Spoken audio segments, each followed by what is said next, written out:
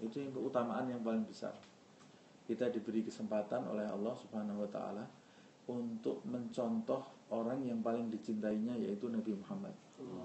Ini keutamaan yang sangat besar sekali dari Allah Subhanahu wa taala. Kita ini siapa? Lahir di mana?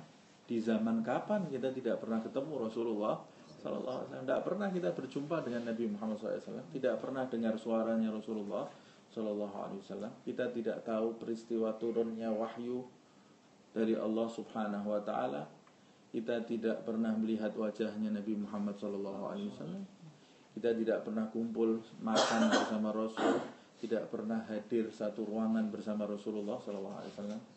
Kita tidak pernah melihat wajah Abu Bakar As-Siddiq, wajah Umar ibn al-Khattab radhiyallahu anhuma, wajah Sayyidina Utsman ibn Affan, wajah Sayyidina Ali bin Abi Thalib radhiyallahu anhum ajma'in.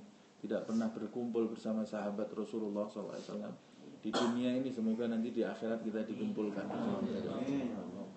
Tapi kita diberi keistimewaan oleh Allah.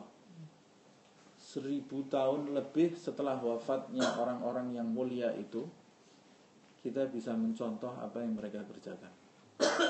Ini kenikmatan dari Allah Subhanahu wa ta'ala. Kita bisa mencontoh apa yang mereka lakukan di zaman ini. Apalagi ini sudah di penghujung zaman. Dari mana? Allah Subhanahu wa ta'ala memudahkan semua itu untuk kita dari riwayat-riwayat ini, yang disampaikan dari mulut ke mulut, dari generasi ke generasi. Riwayat-riwayat ini mengenai tentang kekasihnya yang paling mulia, itu Nabi Muhammad sallallahu alaihi wasallam, sehingga kita bisa mencontoh apa yang dikerjakan Rasulullah SAW. Ini keistimewaan.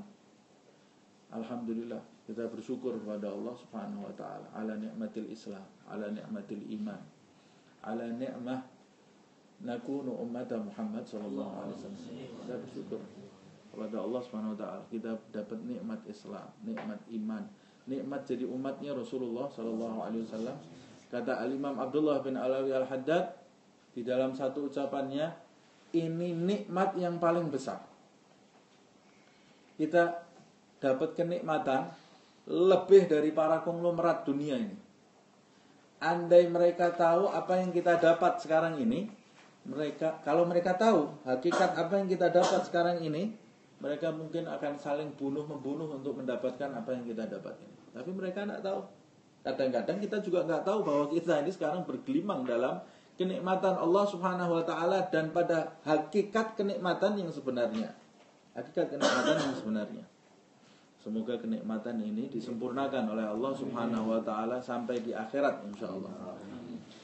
Nah, kata Imam Abdullah bin Al-Haddad, andai kita sujud kepada Allah Subhanahu wa taala untuk mensyukuri nikmat iman dan nikmat Islam ini, sujud kepada Allah dari mulai kita lahir, langsung sujud di atas bara api sampai kita mati, kita belum bisa membalas setitik pun kenikmatan ini.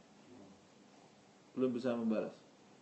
Karena orang yang dipilih jadi orang Islam, orang beriman, mengenal Nabi Muhammad, berarti dia ditunjuk oleh Allah menjadi orang yang bahagia di dunia dan akhirat. Kita ini ditunjuk oleh Allah jadi orang yang bahagia di dunia dan di akhirat, maka kita jaga ini.